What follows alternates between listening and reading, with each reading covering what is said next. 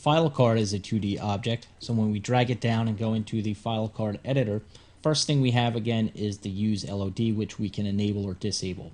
The file card has a width option, so we can increase the width or decrease the width of it. It also has a height, so we can increase the height or decrease the height through this option here. Tab position X, when we increase this or decrease this, you can see how the tab on the file card either moves left or right. There's a tab position Y, and when we adjust this variable, it moves the tab height up or down. There's also a tab angle set to 45 by default. We can adjust this to make it more diagonal, or we take the variable higher and then it will act as a more rounded tab on the file card. The bevel, as you adjust this, will either take it down to sharp or make it a little bit more smooth. And when you have a bevel adjusted higher, you can then use the tessellation to smooth out the curvature of that tab.